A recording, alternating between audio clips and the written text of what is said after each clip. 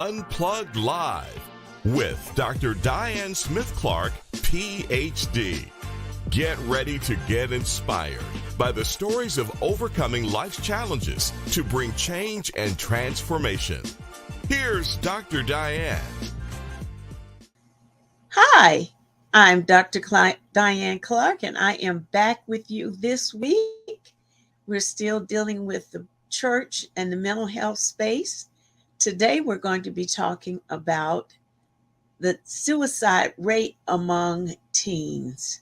We ask you if you would comment or subscribe to our YouTube channel, Dr. Diane Clark, or leave a comment in Facebook and connect with us on Instagram, LinkedIn. We would appreciate that. So glad to be with you and to be bringing this information to you and bringing awareness of what's going on in our community. There's so many things that need to be addressed and not overlooked anymore, but to be brought to the forefront so that we can really apply ourselves to what is going on in our community. My co-host is not with us today. He is on assignment, but we bless him and we honor him.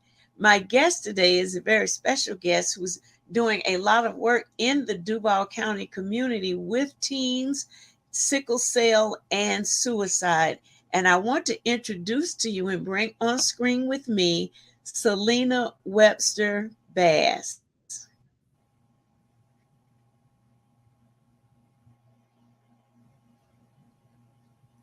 Hi, Dr. Clark. Hi, How Selena. are you? I'm well. It's so good to be on with you today. I know that you're Absolutely. very informed about the topic that we're working on, and I really want to get this information out to the community.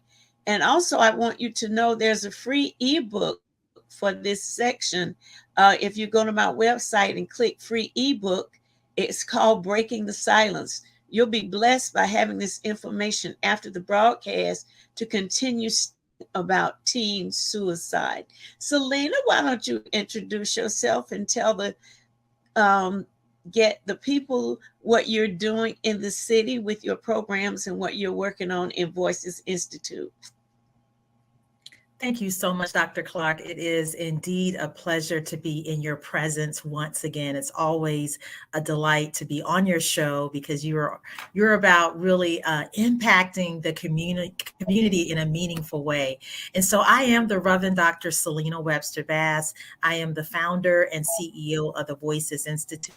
And we are a training, consulting, research group focused on improving the health and well-being of specifically communities of color, but all people who are living in our communities that are marginalized. And so our work involves mental health. Our work involves training professionals around cultural competency and health equity. And so one of the committees that I lead, or work groups that I lead, is called the Population Health Consortium, Teen Suicide, Black Teen Suicide Prevention and Youth Mental Wellbeing. And so our goal is really about supporting our young people because they need our presence more than they need our presence. So they need us to be in their lives. They need to be supported. They need to know that they're loved, that they have value, that they have worth.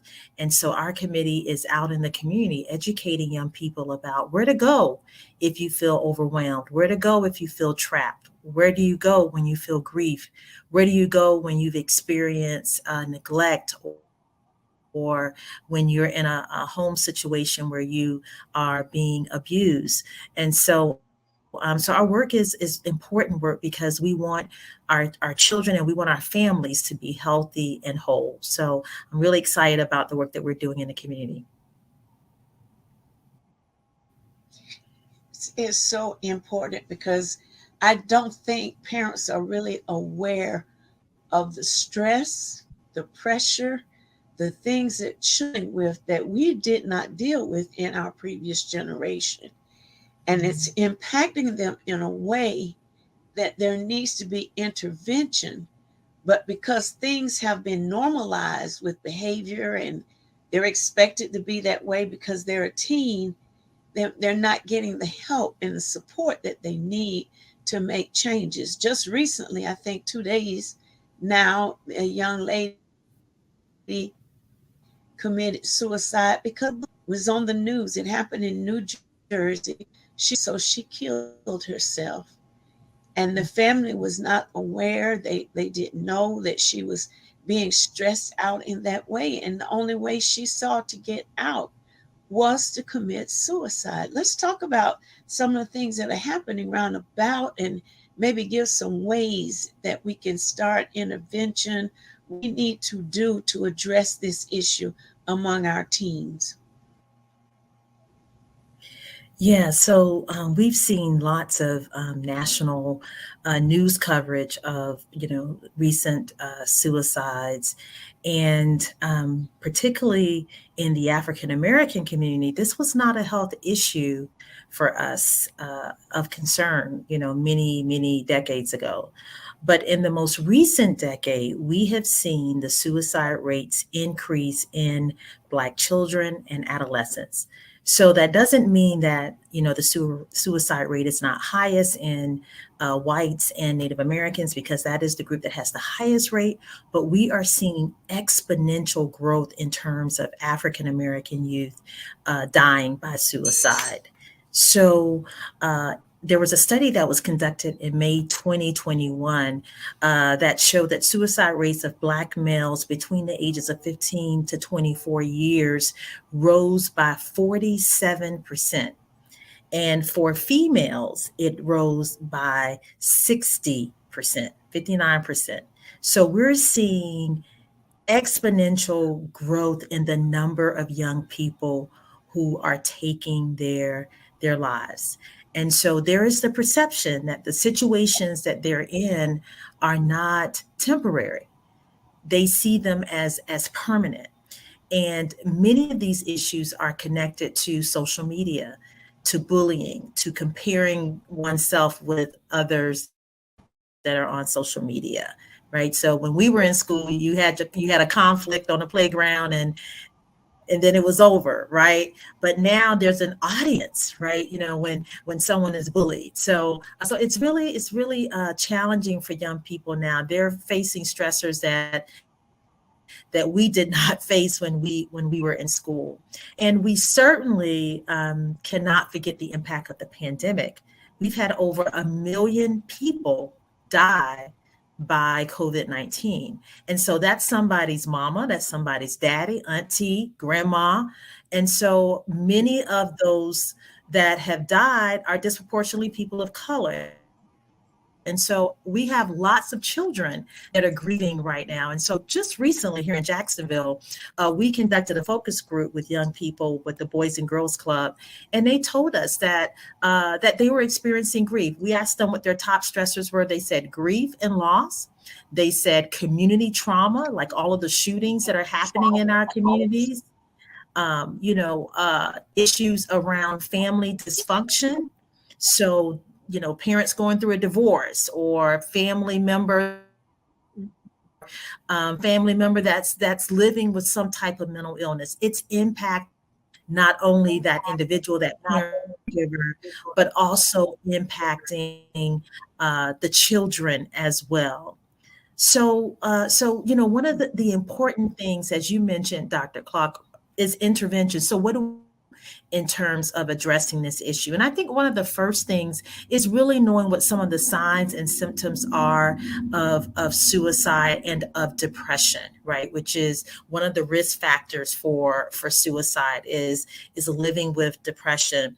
So you may see changes in certain habits, like withdrawal from family members, withdrawal from friends, not enjoying things that the kids used to enjoy. Like they enjoyed being in the band, they enjoyed going with friends, and now they're just locked in their rooms on social media, or just in from their loved ones, from their friends, from society. So these are things that we should pay attention to, and not just say, oh well, they're just moody, or oh well, they just, they're just going through adolescence. It's important that we ask them, what's happening with you? I've noticed this. This is different for you. Is there something that you want to talk to me about?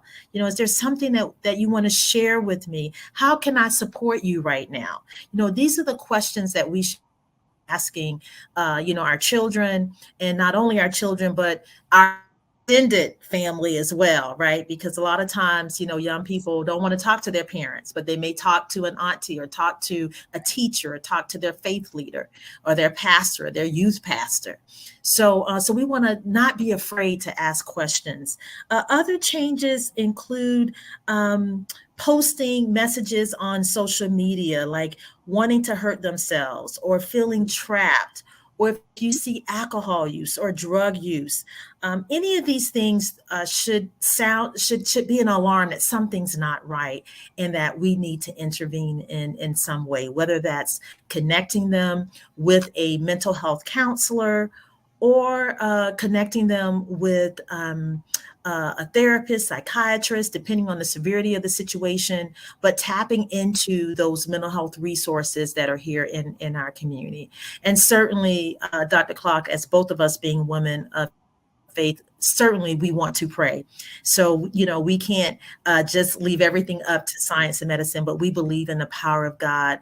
And so spirituality can be integrated as well with clinical practice as well. So we are in agreement on that.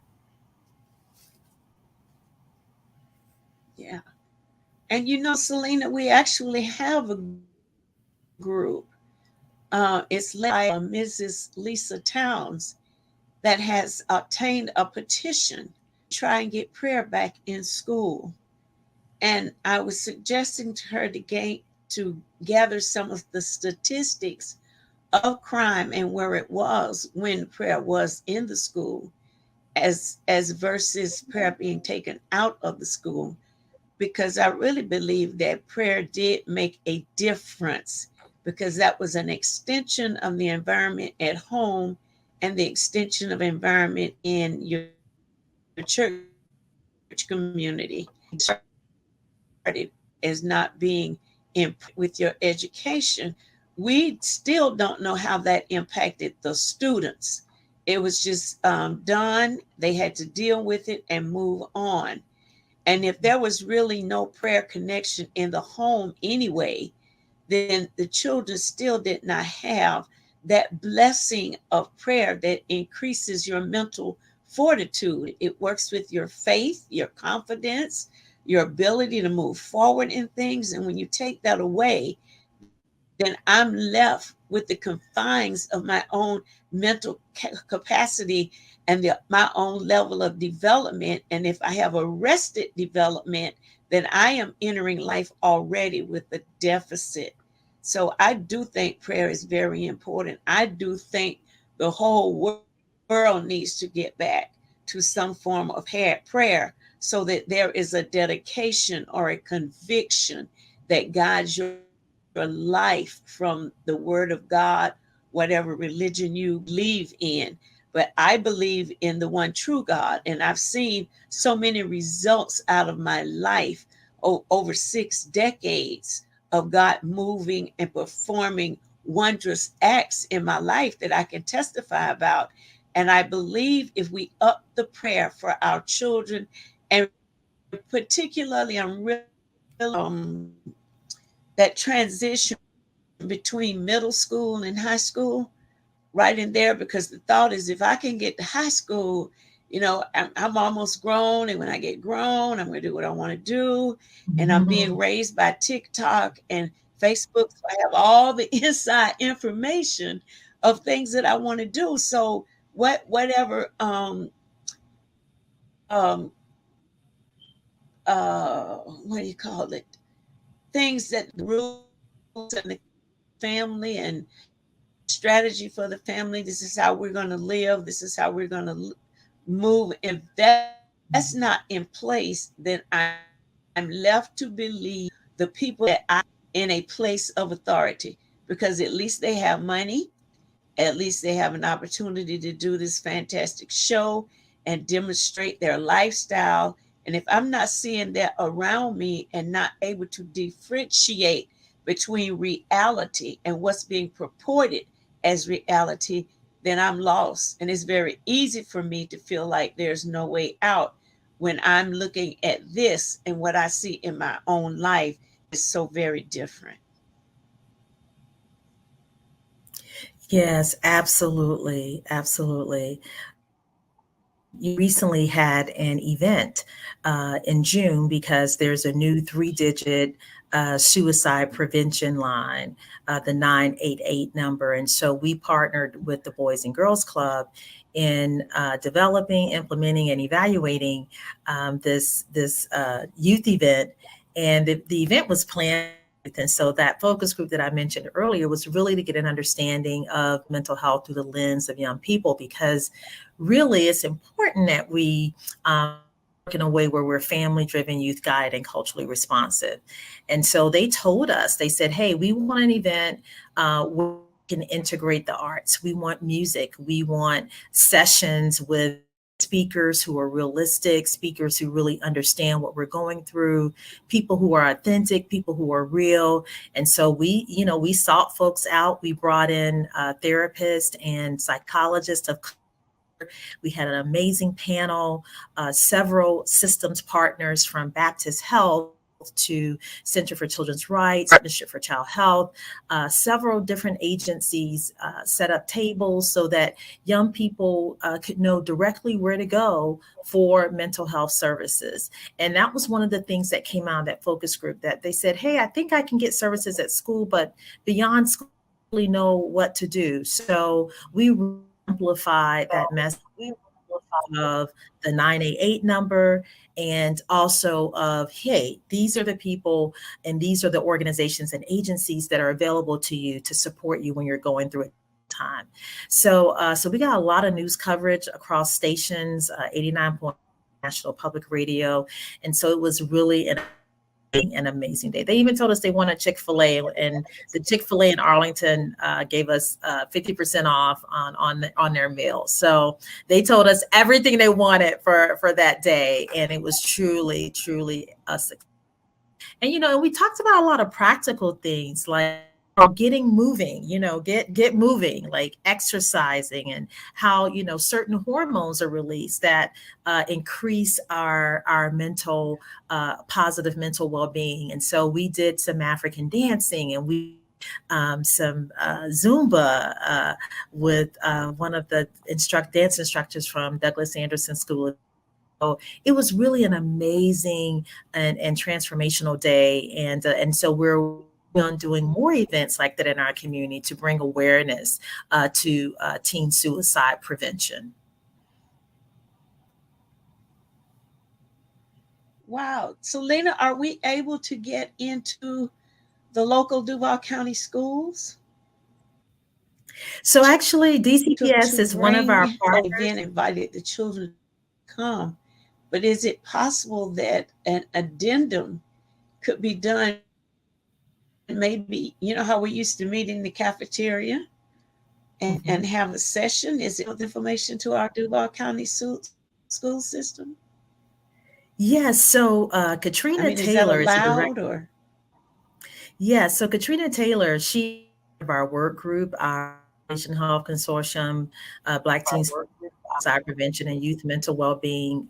She's part of our work group. And so every year she puts on an amazing mental health for the high schools here in Duval County. And so I've been a part of those sessions. In fact, I plan to be part of the sessions again this year. Usually it's held either in April or May, very close to Mental Health Awareness Month is in May.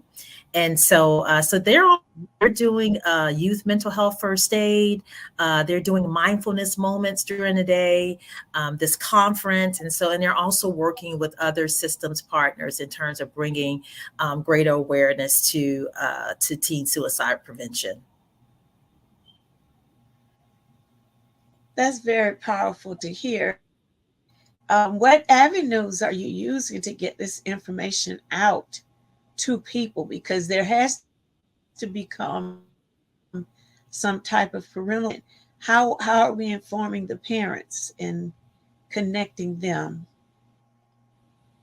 to the information? Yes, so we are definitely using social media, Facebook, Instagram. We're also working currently, our work group is working on a PSA, a public service announcement. So that's our newest project.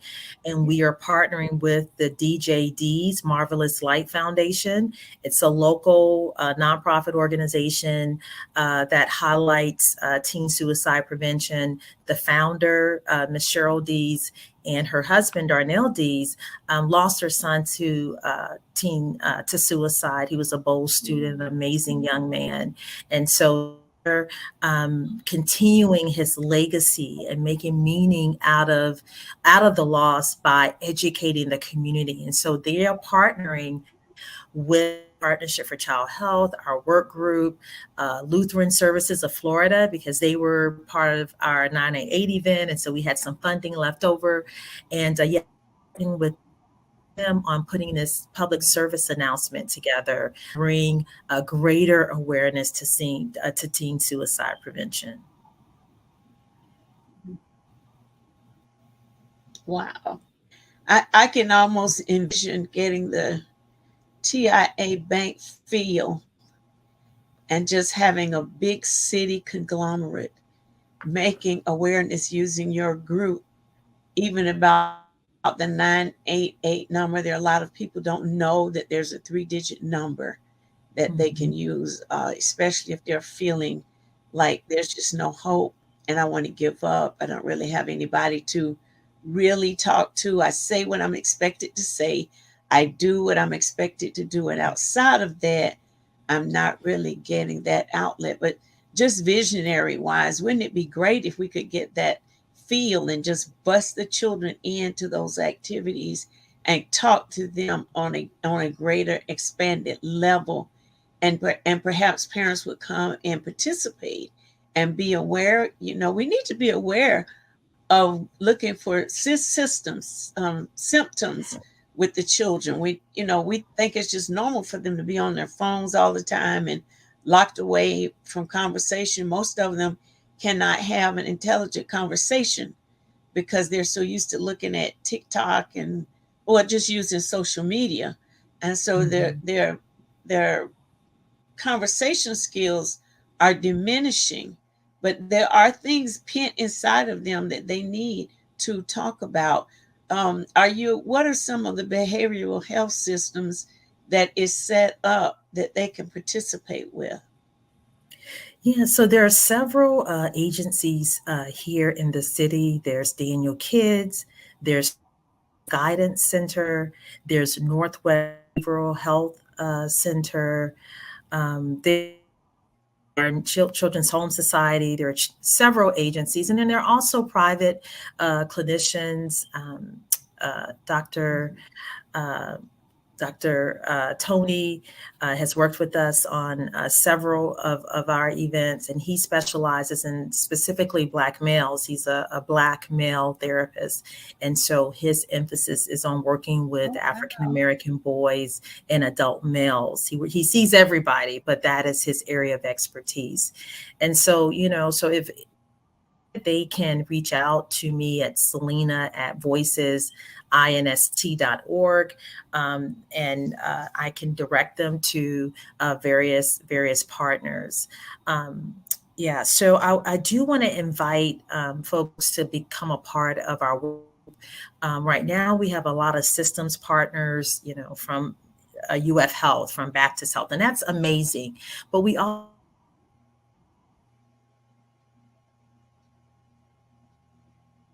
caregivers to be a part. We'd like for young people to be a part as well. So we invite you to be a part of our work group. Our goal is to increase awareness, to develop strategies in terms of early identification of folks who may be depressed or thinking about having suicidal ideation. And also we compile articles and resources and create various media tools that can be used to bring awareness and to educate the community around teen suicide prevention. That is a great work that you all are doing. I really celebrate the fact that you're getting the information out to the people who need it the most. And I have a passion for our churches to really upgrade in their services that they have to present to the congregation. The Duval County School Board is having a session where they want to partner pastors and principals, I think is the name of it, partnering pastors and principals together so that churches are becoming more involved with what's going on in the educational system by working closely with a principal, being there to strengthen them or help them in whatever areas may be needed. It would be a great thing if we could get this information that you're giving, it may be in a written form, that when I go to that breakfast, that I can bring those handouts. And that would be an excellent way to connect pastors and principals to the dilemma that's happening around us. And now we have a way to address it. We don't have to just sit back and hope that things change. We actually have some materials. We have people who are trained that can help us walk through these situations, because it happened to your friend, but it could be any one of us. Our children are subjugated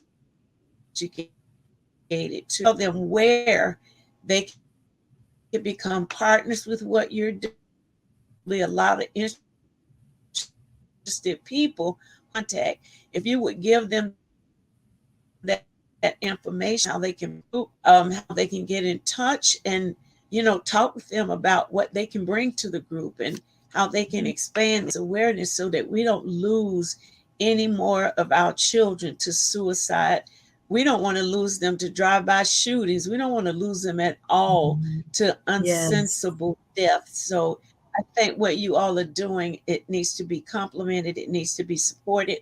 So I invite those of you who are in the listening audience that you would take note of this information, how to reach Reverend Dr. Bass and the group that's working with suicide prevention. And especially I would like you to give the connection for the doctor that's working with the Black male, because there's really a big deficit, Black hole, when it comes to servicing the African male, because they need somebody to talk to that looks like them. Yes, absolutely. That they feel would understand where they are. So if you would give that information before we go off the air, I really would appreciate it. Yes, and I do want to mention that our suicide prevention group meets every third Tuesday of the month virtually. So you can just jump right on Zoom and be a part of us. And in fact, Miss Cheryl Dees is our speaker for our next. So she'll be talking about journey with DJ and the work that she's doing in the community. So we will be sending out a flyer, and I'll share that with you, Dr. Clark, so that we can invite others to be there. We're also going to be talking about our PSA and what that should look like, but we really want the young people to drive that because they know what resonates with them most. We over 50 now, so we think we know, but we really don't know. Yes, we're out of touch. Yeah. Yes. And so that name is Tony Baker. His real name is Merlin Baker. Call him Tony Baker. And his email is mbaker@mtbtherapist.com. mbaker, that's M as in money, at mtbtherapist.com. So that is the email for Therapist Baker. And so he has worked on projects from sickle cell. He was one of our panelists at the 9AA event. And he has a way of connecting because he also knows the hip hop community very well. So he knows how to speak their lingo and knows how to connect in a meaningful way. So I do encourage folks to reach out to him. He is an amazing mental health counselor and a community advocate. So we appreciate all that he does in the community.